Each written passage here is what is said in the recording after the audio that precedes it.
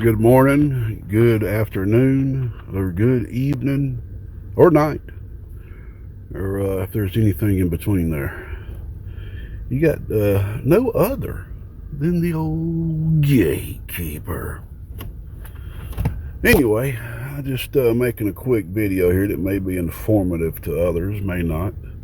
But I'm not going to worry about trying to make this professional or anything like that. Just a quick screen recording video.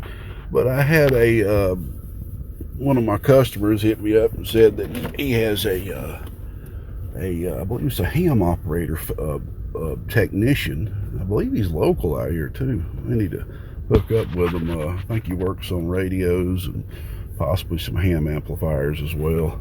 I know I got a 10 Tech Titan that I need to get fixed. I haven't had time to look at it myself, but maybe he knows about that type of stuff. But anyway, I excluded his name here, but basically he hit me up with a question, which is a good question. Hello, Mr. Gatekeeper. I have studied your presentations, including the typical 2879 bias, which ends up with about 0.6 volts to the base, on the base. But I am not understanding something. The input transformer, front face, is the center tap point.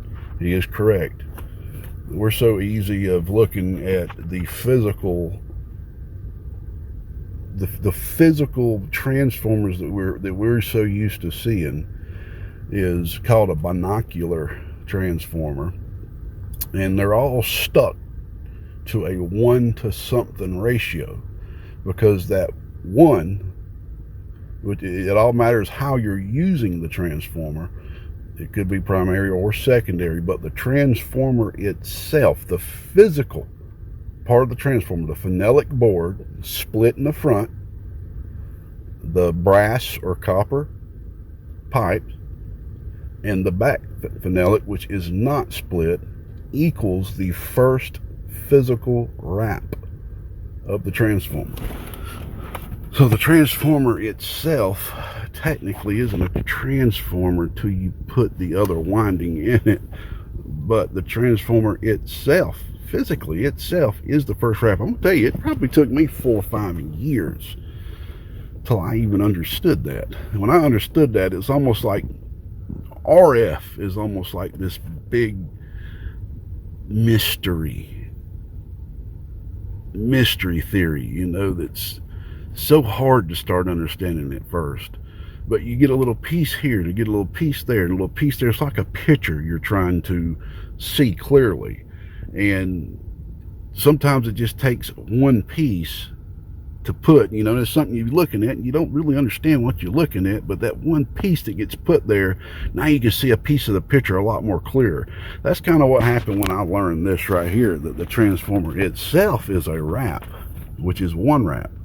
So he is correct. If you're looking at a schematic or something, the back of the transformer where it's not split, that would be considered your center tap of the transformer, if you're using a center tap, and we do with our designs. All right, the input transformer from the face is the center tap point. The base of the transistors have 10 ohms to ground. Many of your builds have an RF choke to ground from that front face. I thought the front face connects through the transformer stackable on copper tubes to the transistor pair bases.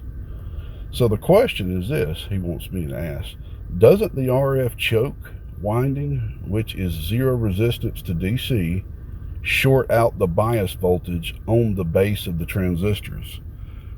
The answer to his question is 100%. 100%. Now, the reason I decided to make a video talking about this is I can tell, I'm going to take a guess here, that this fella is an amateur radio operator, okay? So he has already been taught the proper way things should be, and he's probably already been taught too that amplifiers need bias, unless you're talking on FM, because y'all need to remember, SSB is a form of AM. Okay, AM consists of a carrier and an upper and a lower sideband. You can actually see this if you look on a waterfall. You'll be able to see both sidebands in the carrier. Sideband is taking one of those sidebands, the upper or the lower, and then filtering out the carrier and the other sideband. In a lot of cases, the carrier is actually remodulated into the radio, or it's a what they call a carrier suppressed sideband, which we ain't getting into all that kind of stuff.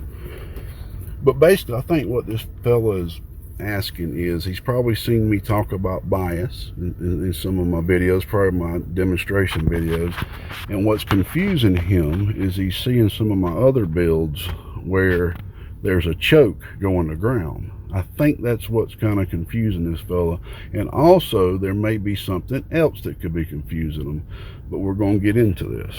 All right, so Mr. Miller, what you'll see me doing in my videos is one or two things. I will either be building a Class C amplifier, which has a choke to ground, which means you have a like you said, a zero resistance to DC going through a choke to ground, which keeps the amplifier at zero bias. All right. This is something that started back in the 70s, probably. But basically, your basic CB operator doesn't care much about linearity. I'm just going to be truthful with you. They want as much power as possible. And as you know, a Class C amplifier is going to be the most efficient. I mean, you're going to be able to make the most power with less current, when a linear amplifier is going to need more current to make linearity. Okay?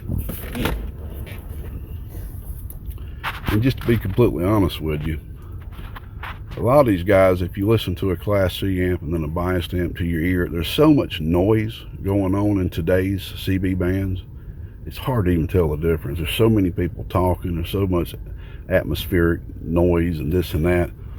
But we're going to talk about I'm just trying to be completely real with you. So, some of my amplifier designs are Class C, and some are biased. But some of the biased, that's why I'm about to show you some pictures here. Some of the biased ones you may look at and notice that they look like the input transformers, the input chokes, excuse me, the input chokes on the input transformers are grounded, but they're not. But I got to talk about this too. When I first got into this hobby, I had a mentor that was showing me a couple of things. This was before my second mentor, which was named Stickman. I'm not getting some big long thing. I'm just going to say this real quick. I'm going to keep it real, keep it 100, as they say. And he shared with me about bias, because I was wanting to talk some linear. I was wanting to be linear on sideband. And he had about 10 of these BBK-1, I still remember the model name of it, bias boards. And he sold them to me. I bought all of them. And he showed me how to install them and this and that.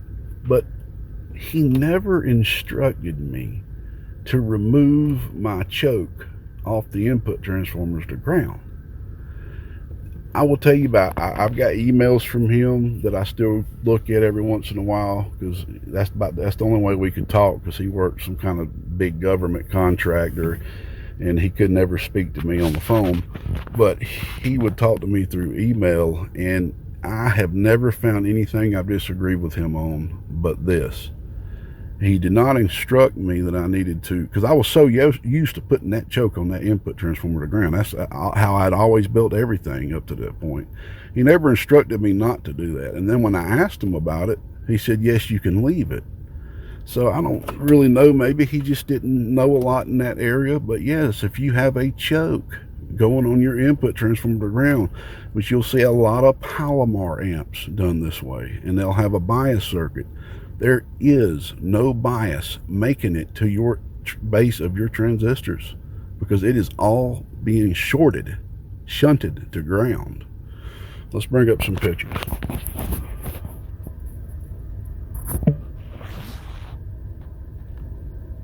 And then we're going to talk a little bit about what bias even does for some of you people watching that are wondering about that. All right, let's show this one first. This is a build I did for Mr. Black, rest in peace. This is a 4 transistor AB biased amplifier, all metal clad build, done in a 2x8 cabinet, the biggest cabinet I've ever built a 4 transistor amp in. All right.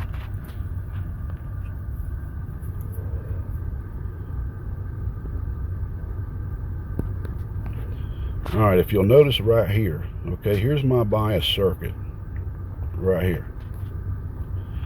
All right, now if you'll look right here, because I'm one of them builders that like to make my builds real nice and neat and tidy.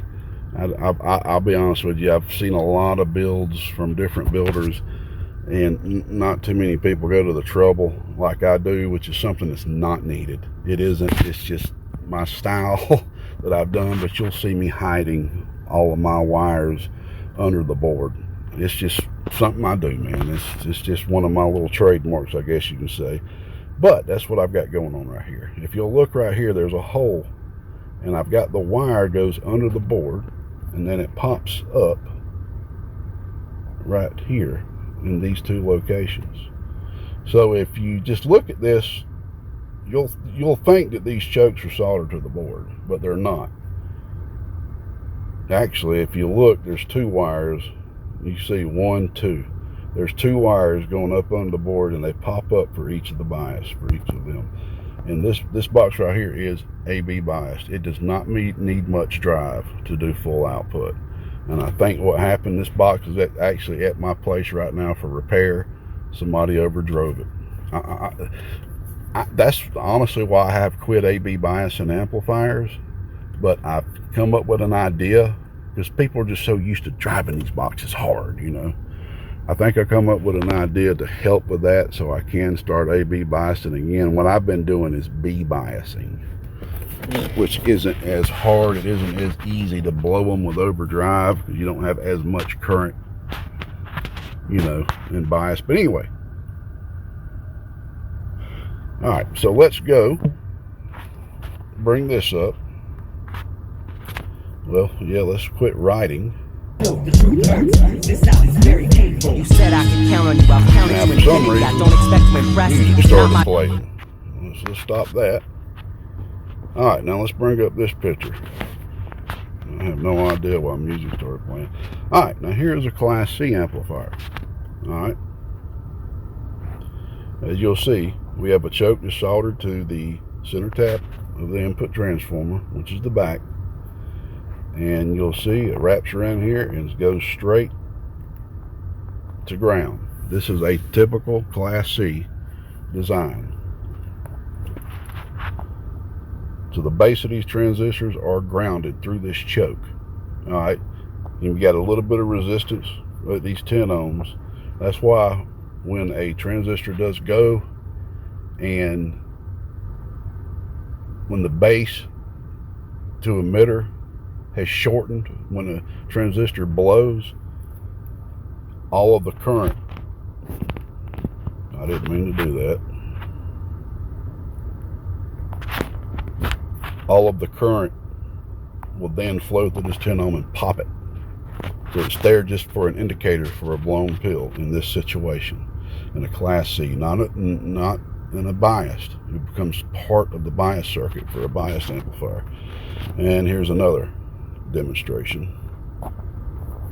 Grounded, goes down to ground. And there's another example. All right, now let me pull up this picture. I've already got this drawn on. If you'll look at this picture, back of the input transformer, center tap, the choke comes over here and grounds to my board right here in my bias section. This is a B bias design on a 2 transistor amp, which is an amplifier I built here recently. I haven't released a video yet. So maybe this will help you understand now. Whenever you, inside my videos, whenever you do see a choke that's going to an input transformer to ground, that's a Class C design, no bias. But if you do go back, I'm talking about back probably 7, 8, 9 years, you will find a couple of builds I did where there's bias sections, bias boards, and I'll have a choke there. That's back when I didn't know any better. It's just keep it 100 with you. But those are very old videos. So hopefully this will help you understand now what's up with that. Class C, which is non-linear. They're wanting as much output power or less current. Of course, they still can hear and understand what they're saying, fully intelligible, but you will hear some crossover distortion, which let's talk about that. So what is bias? To the regular guy that don't know none of this technical crap, what is bias? Right? The hell is bias? Alright, let's take a look at this center line.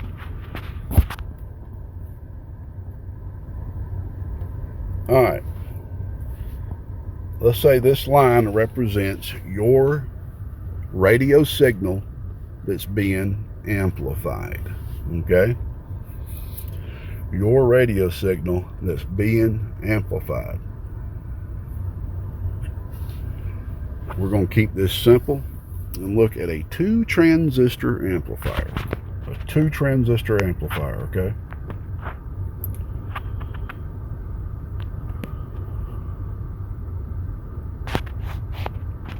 While your signal is coming down this way, 1 transistor is amplifying this part of the signal. All right, this is just to give you an easy representation of this. Okay?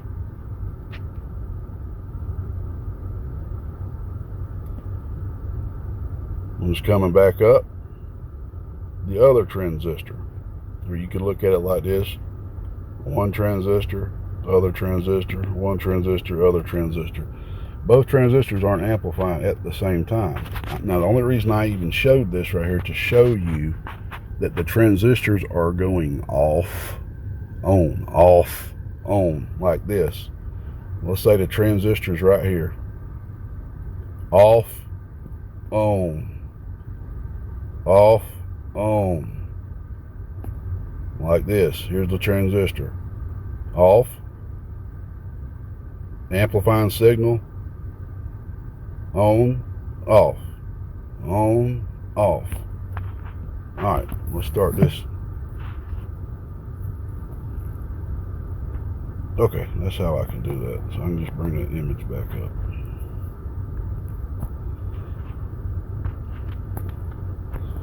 Alright, so let's look at it like this right here. What makes an amplifier, Class C amplifier, not linear, and what creates this distortion you hear everybody talk about is the transistors turning off and on, off and on, off and on. Because the transistor has to go all the way off. And from that transistor going off way and coming back on, that little region is causing distortion. Here's a Class C. Okay? Here's a Class C. We're just going to do it like this. Off, on, and it's got to go all the way back off to the center point. On, all the way back down to the center point. Off, and I'm sorry, my hand may be covering up the mic. Off, on, wait, off, on, off, on, off, on. So what does biasing do for you? Here's what biasing does for you. Off, on. Now watch this. The transistors do not turn all the way off. On.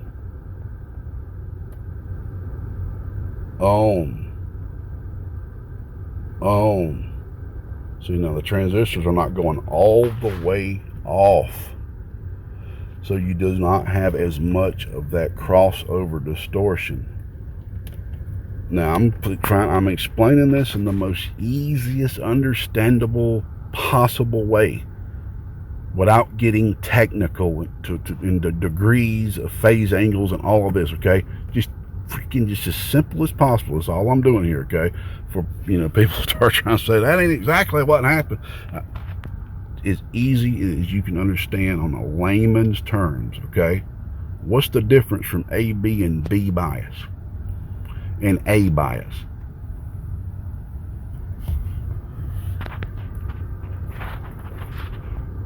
Let's say this right here is B bias.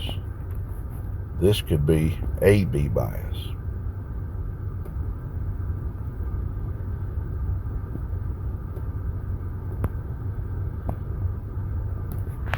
You see how for the B it went further towards the off? For the AB it didn't. See? And this right here could be A.